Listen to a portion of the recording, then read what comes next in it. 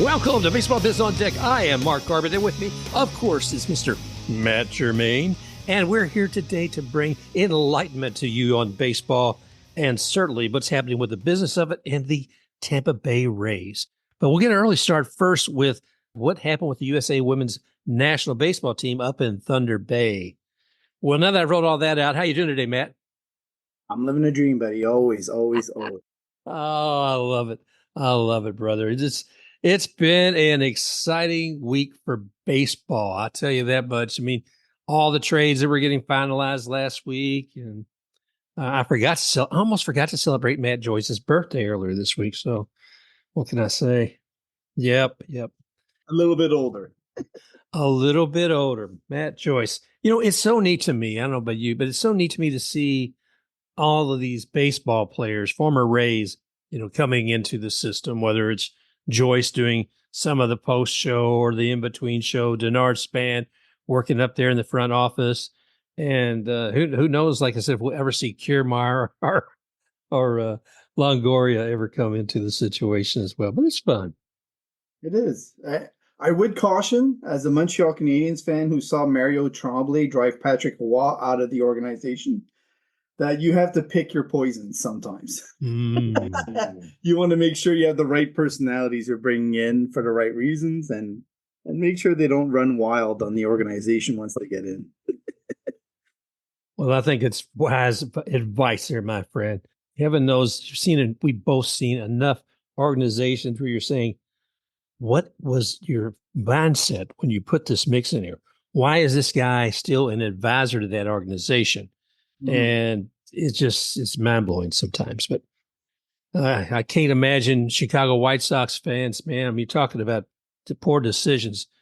What was it? They had a running streak, man. It wasn't a winning streak. It was 21 games. 21-game losing streak. Egads, man.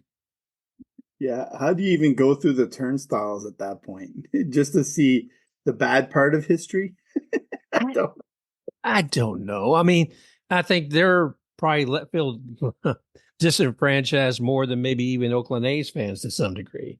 Remember the Angels in the outfield when they brought that kid in to pitch? Like, at some point, the White Sox should just pull something like that. Like, hey, fans, we're going to have tryouts this Saturday, and you can be one of us by Monday. I don't see how they could lose. It would make the news, that's for sure. Oh, my gosh, yes. All righty here. Let's pick around a little bit. I did, like I say, want to talk about the USA and the Women's World Cup that was being held up in Thunder Bay. And, folks, it was interesting to watch because there were 6 teams that were qualified to participate with this.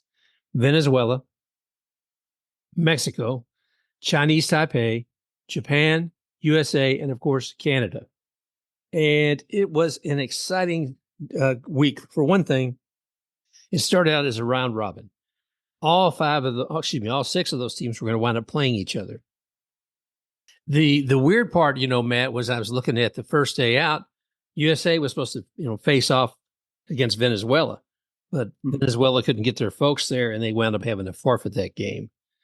They actually, when you forfeit a game in this, they evidently award 7 runs to the team that's there. So USA, you look on the scoreboard, it will show that particular day, USA 7, Venezuela 0.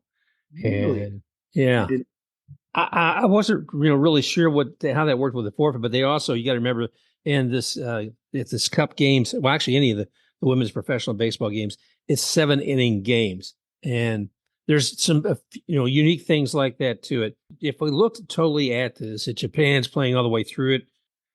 The USA team won the head-to-head, ending a 39-game Japanese winning streak dating back to 2012. Now, that's the round-robin game.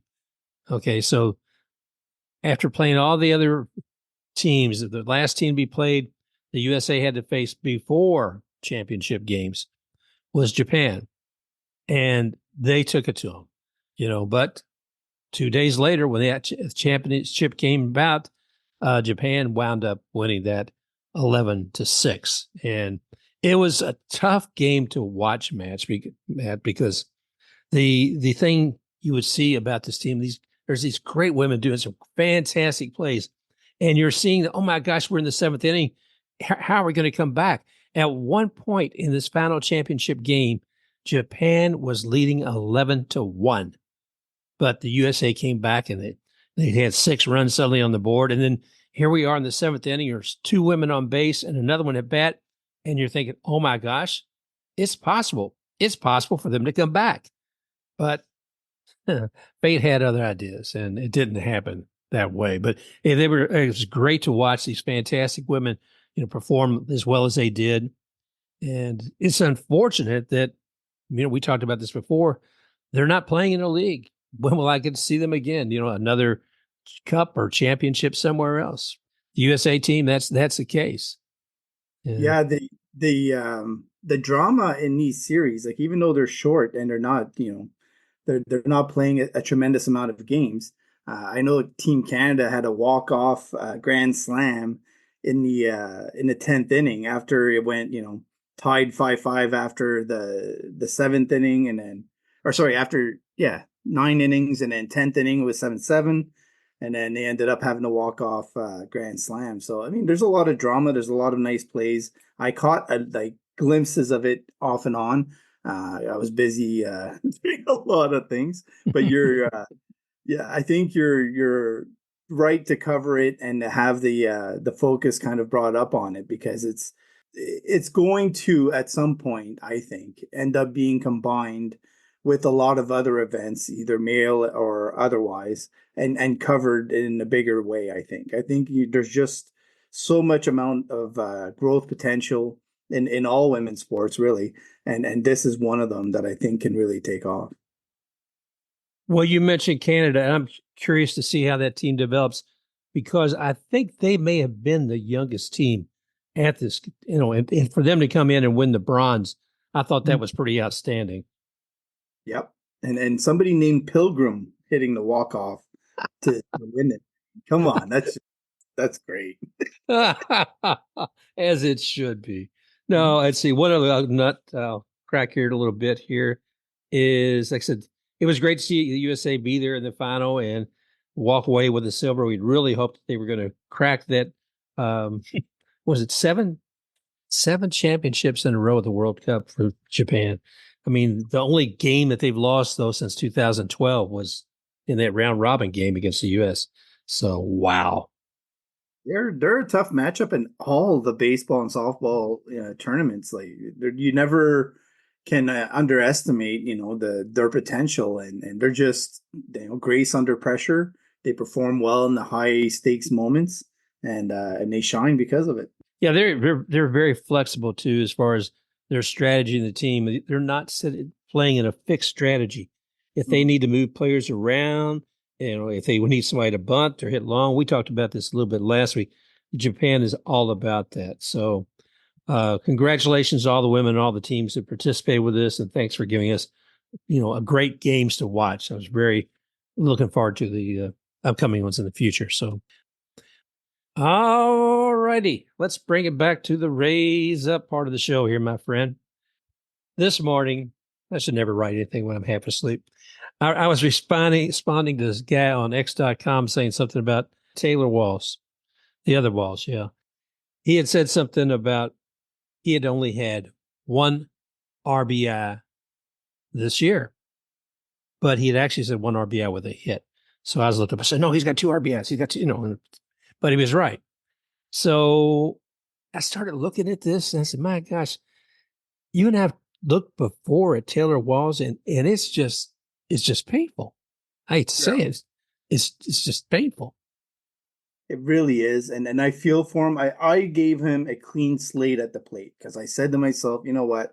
He came to MLB. He was pretty young. He had, a lot of pressure on him to perform, flawlessly in a defensive way. I think that got to him a little bit. And he still hadn't really gotten comfortable at the plate overall, I think. And so when he got up there and started struggling, it seemed to really pile on him. But then you find out about the injury and how serious it was, and you kind of say, okay, well, maybe the hip injury had a lot to do with his swing, so I'll give him a clean slate and see how it goes. Well, I took until today basically to I stayed quiet. I didn't support him, but I didn't go against him either. I just went halfway and said, you know what, let's see what you can do. And it's gotten to that point. I think we've done the same thing with Harold Ramirez. We did the same thing with Chris Davinsky. We did the same thing with where you're looking at somebody and you're like, why is this person in the lineup? Yeah. What is going on? And because when I look at the defensive metrics on top of it, they're terrible. He looks terrible at both sides of the ball. And so at this point, when you're still, I don't want to say the Rays are in the thick of it. They are on the outside able to keep up and see what happens because of their pitching. And yet they're continuously playing this guy who obviously belongs in AAA. He does not belong at the major league level right now. Yeah. I don't know if the answer is for him to stop switch hitting. It might be because it's obviously not working. So you may as well try something new. Pick a side, go with it, whichever one he feels strongest and most confident with, and then see what happens. Because I don't think he can remain a switch hitter because he's not hitting either side. So then you're not a switch hitter, you're just a switch stander, Oh gosh, right? that hurts. Yes. Yes. Really. So I hate to be that harsh, but I kind of ran through. If you go on my ex account, I went through the whole gamut of what he looks like right now, and it's just very bleak. Not only is he bad and with runners in scoring position and hurting the Rays as a result, but he's even worse when the bases are empty. Yeah. So you can't count on him either way. And I don't want to beat up on the guy. I think a reset in AAA until his bat really is hot and his confidence is good could really help him maybe then have a leap into MLB with more confidence. Because right now, you can just see it in his eyes. He has no confidence at the plate. He looks completely lost. And you know he's putting a lot of weight on himself and he cares, right? And so you don't want to be bashing him, but that's what they're doing by keeping him in there is bashing him. The Rays are about to go, Mark, through all of the best teams in major leagues, like from now until the end of September. He does not belong against that pitching. He's going to get destroyed, and they're going to really uh, sink all of his confidence if they keep him in the lineup. It's going to absolutely destroy his career. No team is going to want to give him a shot. He'll end up in AAA for the rest of his life. If the Rays they really believe that his defense is that special that he belongs on their team at some point, they need to send him to AAA so that they can rebuild his confidence from scratch. Like I said, try something new, something different, and then bring him up once he's hot so that then he's got his feet under him. He can actually be a productive member of the lineup and it can go on from there. But I hate to watch him do this and get bashed by fans, and it's not going to get any better with No. the schedule coming up. No. And I feel for him too. Like you said, it's you hate to see any young man going through that. What was it last night, the first game of the Cardinals series? And I think it was the close of the game. Mm-hmm. 2 men on base. And Taylor comes to bat, and I shake my head. It's no, no, no, no, no, no, no. No. And I thought, prove me wrong, Taylor. Please prove me wrong. You know And what he makes it worse, Mark? was, Who's in AAA waiting to come up? yeah, okay. Let's talk about that. Because you've been beating that drum for a while, and rightly so. So put it out there, Matt. Well, Jackson Holiday was called up by the Orioles recently, so Junior Caminero is the top hitting prospect in the minors. You're 4.5 games back at the time of the wild card race, and you have this phenom prospect who's absolutely destroying baseballs at 110 miles an hour or better, and making it look silly in AAA. He had a quad injury before, that's fine, but he's back. He's played 15 games, and he's still in AAA. While we watch Taylor Walls beat balls into the ground, swing and miss, and it's just getting to be mind numbing. And there's a point in time where you can say, okay, the Rays are giving him time to rebuild his form after his injury, but they are obviously fixed on the 25th of August when he will actually be able to come up and play and retain his rookie status for 2025. Oh gosh. That Okay. is what they're focused on. That has to be. It's the only logical explanation.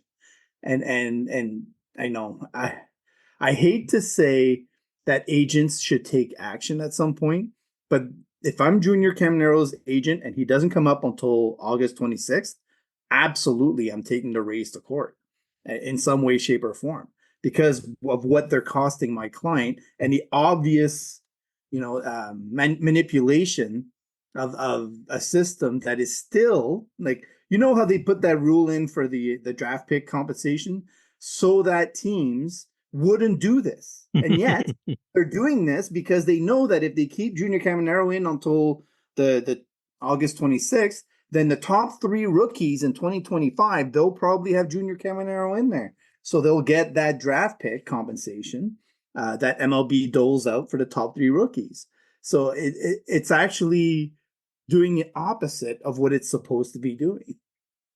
It's just insane. I'm at a loss with the whole time issue that they have with rookies. I don't know what the fix is.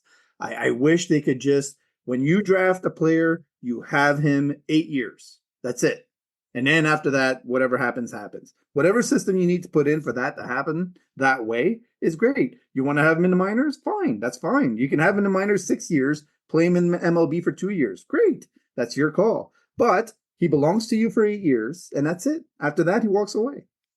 There are something similar, right? Could be 7, could be whatever. But stop this whole time thing. This play, it's just a bunch of silliness that is keeping talent out of the big leagues. If a guy is good enough coming out of the draft, like Paul Skeine, where he can be sped up to become, a major league player, great. There's nothing wrong with that. Chris Sale did it. A whole bunch of players have done it. And to be quite honest, they probably would do it more often if a system like what I just said was in place, because then owners wouldn't be fixated on the money aspect tied to players. So MLBPA should be pushing for that kind of plan big time because it would cost their players less money.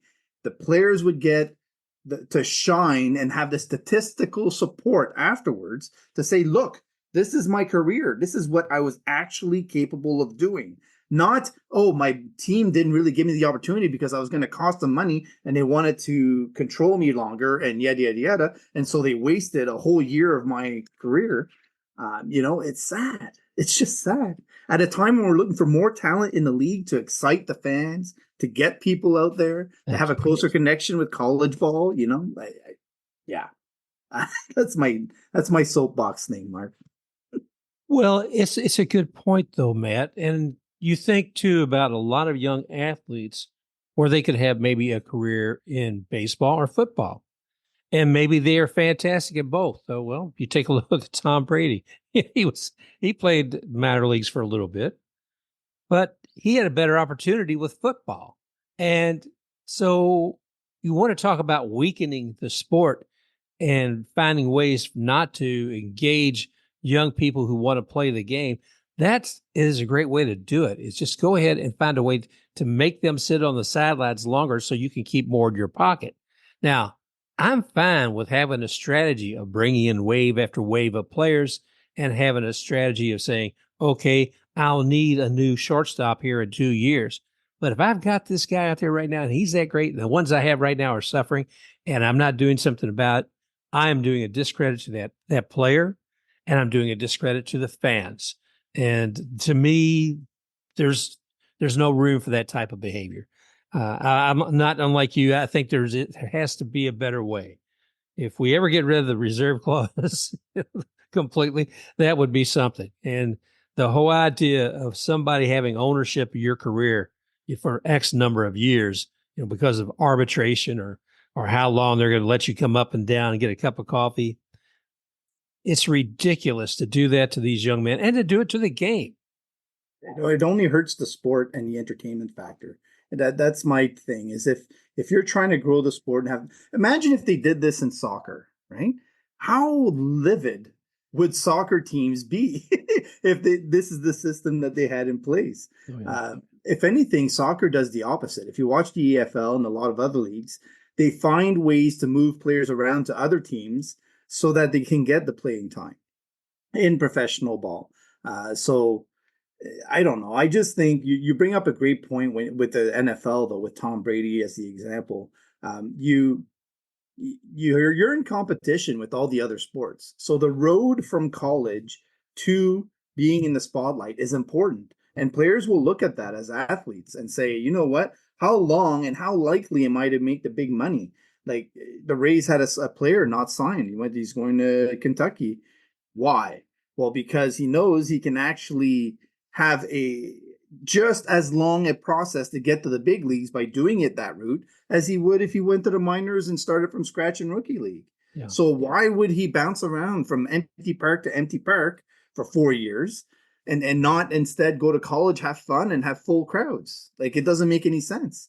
So the baseball system I know is trying to speed up that process overall, which is why they cut some minor league teams. They've cut out the Appy League and a couple of other things so that they can actually streamline things. And I think they are warming up to giving teams more benefit for having players go through faster. I'm not sure exactly how that's going to work, but the pay is starting to improve during that process as well, which I think was a really important step for baseball to take.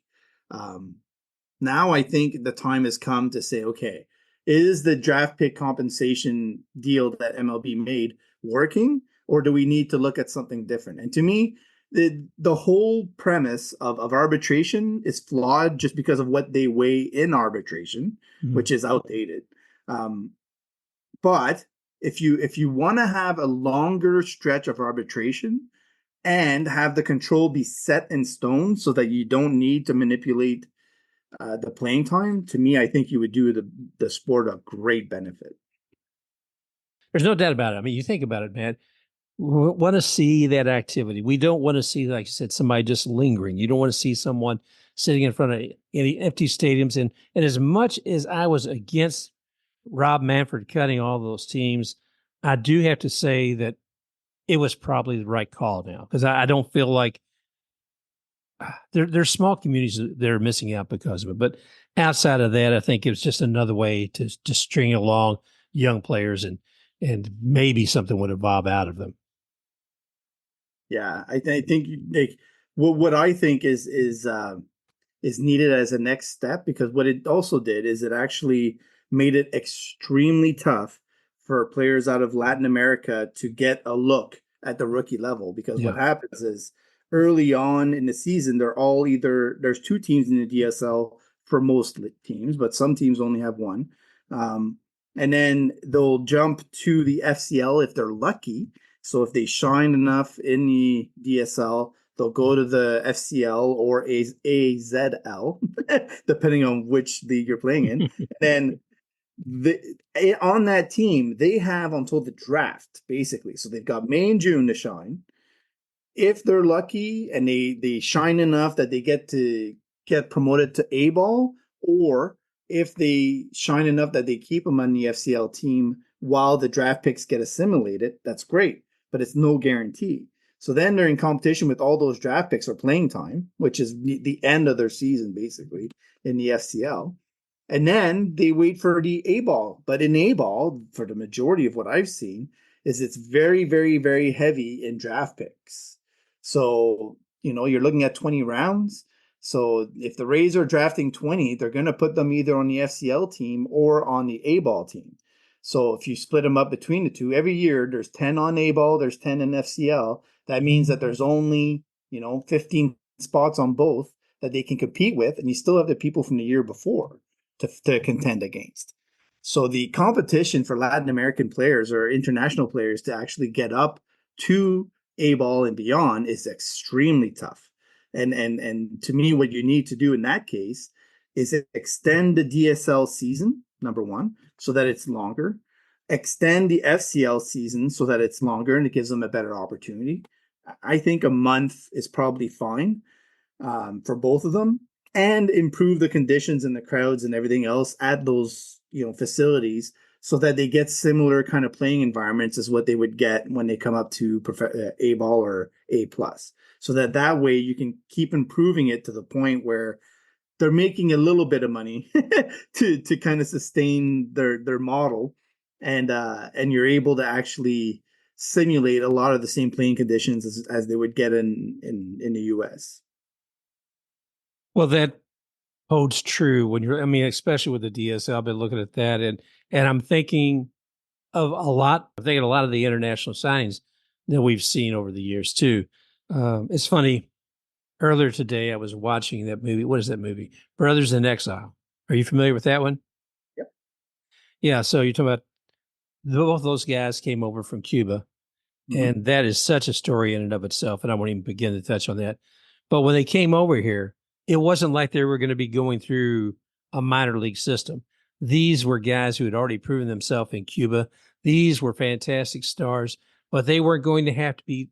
I haven't looked at all the paperwork on it, but they didn't necessarily have to go through arbitration and everything else to boot. They were just able to come in and say, "Hey, I'm signing in as an international player, and let's get this ball rolling." Mm-hmm.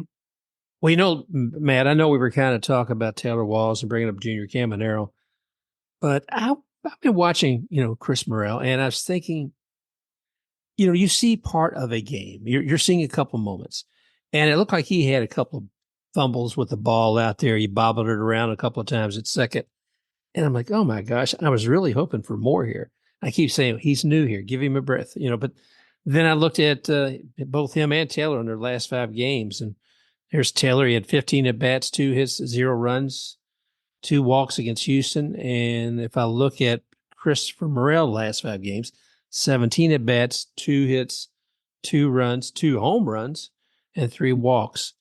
And the home runs are exciting, but I'm expecting a little more. Right. And I think, when you jump from one team to the next, there's always a period of adjustment. He's also switching leagues, switching stadiums. There's a lot that goes into it, and the excitement of it all, it kind of puts you out of your zone. You only really get to see the actual player after about a month and a half. Yeah. So in his case, like you're looking at maybe mid-September, we're going to get to see, because we'll have made all the adjustments at that point that the Rays are going to ask from him. Not saying they're going to revamp everything, but they might tweak a little bit of this, tweak a little bit of that. And I think, you mentioned the walks. Like the walks are important. And if you're not hitting, but you're still having strong at bats, that's still productive part of the lineup. There's plenty of guys that go 0 for 5, but end up, seeing, I don't know, about 10 pitches per at bat. And then you're like, well, that's 50 pitches. That's a productive member of the lineup wearing down the opponent pitching. So I think Chris Morel has the potential to be an impact bat in the lineup. I don't know exactly how much playing time he'll end up getting, and there's a lot of pressure coming up behind him in the minors with the Rays. Like we're talking at AA level and the AAA level that are just bursting at the seams with talent now. So it's going to be hard for him to hold guys back because of the defensive shortfalls that he has. So ultimately, he may end up being more of a DH / spot third baseman / spot first baseman, like that guy that doesn't really play a lot, but can make those things happen. And I think when you look back at Ahmed Rosario, he was a little bit like that, right? But he was the opposite. He had the defensive profile, and the hitting profile just hadn't come around completely yet. And then the hitting profile kind of warmed up, and then all of a sudden he was pretty much what I think Morel will end up being, except with Morel, you'll have the power angle instead of the hit tool. But I like what Chris Morel has to offer. Seems to be fitting in with the guys, so far. And I think they got, a guy that is serviceable for now. And that's what they needed while they were losing Isak. But they definitely saw a lot in the other pieces they got in that deal to make that move happen. So it's not all about Chris. No. But I mean, and if you look at what's been happening as far as the series, looking over the last 13 series, they won 10, tied 1, and lost 2. Mm-hmm. And wow, I mean, and they're unbeaten 5. Now their last 7, I think it was but anyway, look at it. The Rays are 10 wins, 1 tie, which was with the Yankees because that was 2-2, and have lost 2 over the last 13 series. That to me is huge. It says a lot about Kevin Cash and him bringing together a team that stays with it even sometimes when it's difficult. Um, we'll see how it continues. Let's see. Want to talk about some people who are coming back to the team? Yeah, Drew Rasmussen. Yep. That's an exciting one. I think, we can talk about, I think everybody's come around with the fact that the Rays pitching has been a highlight since July 1st. It's been the best in the bigs. So when you consider that, and then you bring in Drew Rasmussen, that's exciting because he's been hitting 99 miles an hour in AAA. He's only going to be, at most a multi-inning reliever. So the Rays are getting a luxury in this case, and they are definitely amping up what they have to work with. I mean, when you're replacing Joel Kuhnel with Drew Rasmussen, you're definitely getting a tool in the shed that you're going to use quite a bit and enjoy it, having around. I think it's a little bit more impactful than Cam Meisner, who they brought up. And I feel bad, but he's the new Austin Shenton in the lineup, basically, where I think he came up August 2nd. And since then, he has 3 at-bats in 2 games. So he's not going to get much playing time. He's basically riding the pine. So I still don't understand how the Rays see a benefit in running a 25-man roster when they have 26. I don't know. It baffles me, but that's the way they do it. Yeah, that's the Rays way, Matt. Come on. I don't know either, brother. But I tell you what, let's also take a look at some of the X-rays. Wow. Wow. Wow. What a week for a few of these guys. I think Tommy Pham is doing pretty well out there. He's been knocking things away, knocking home runs here and there. And God knows we're going to see some of his activity this week. But my gosh, if there's one guy who had to feel good about a game this week, it has to be Blake Snell. It's no longer 2020, the World Series, Blake. Well, we won't pull you. We'll actually let you have a no-hitter. And man, he did. He took the Giants to a no-hitter the other day, and he was out there basically reminding everybody, I don't want to hear about it anymore. I said, people don't think I can go past 5. They don't think I can go past 7 or 8. He said, this is it. Isn't that sad though? Like the Rays limited him so much to that it got to that point where how old is he now? 31, 32-year-old? 31. 32-year-old, 2-time Cy Young winner. He has to still answer those questions. That's what I did. Yeah. I definitely think, in his early days, especially, they needed to toughen him up to be more aggressive in the zone, and that's what they do now. So maybe the Rays have learned that aggressiveness in the zone from how they used Blake Snell and how frustrating he was to watch because he would dance around that zone like like it was a magnet on the outside pulling the ball away every time he tried to hit the middle. It's nice to see Blake have success. I think he's pitching tonight, so everybody's monitoring, how long he can keep this for the 2 games. It's great to see him have fun. Yeah, I'm real excited for him. I know one of the things he was saying is that he's trying to, I don't want to say clean up his image, but I think some media looked at him and said, well, there's that guy just playing all those daggone video games and tweeting his butt off all day long. So is he really involved with baseball? I think he's putting some of that aside. And he was saying something the other day about Twitter's just terrible. It's just terrible. I don't have anything to do with Twitter anymore. Imagine looking a 2-time Cy Young winner in the face and saying that. Like, oh, I think you're not concentrating on baseball at all. You're winning, these things. You're shining in the playoffs. Like, what are you doing? It would be like if a writer or a reporter got an award and you're saying, well, I think that you're not taking your job seriously because you play video games. It just doesn't make any sense. Yeah, I agree with you. And you mentioned reporters. I'm quickly bounced around over here about Colleen Wright with the Tapei Times. I know she's up for an award for Journalist of the Year with a publication, I think it's called Creative Loafing. They're the ones who do the awards here for this particular one. Yeah, I love the name Creative Loafing. But she's up for that. That's she's done a lot with us as well. She's been sharing a lot of information. But the other Ray, I wanted to mention X-Ray is, geez, it's not Wander Franco. It's Willie Adames. Oh my gosh. We had Willie back in that World Series we were kind of talking about a few moments ago, but I guess he's been gone since 2021. I think he left around then, and he has just done so well with the Milwaukee Brewers. Yeah, he fits in really well. I know he's going to be a free agent next year, but I hope they find a way to keep him around because he seems to really fit in well there with the group and the stadium, and they love him. So hopefully he can find a way. Now that they've traded Corbin Burns, maybe there's a bit more money in the tank to give Willie and keep him there a little bit longer. I hope they do, because I thought it was a real loss when he left here, because he is that clubhouse guy. He is that guy on the bench that keeps everybody, rejuvenated. He keeps the energy going. And the other night, there he is at bat, 2 home runs, brings in 2 runs with both of those. I'm like, geez, my knees. Go at it, Willie. Energize your team.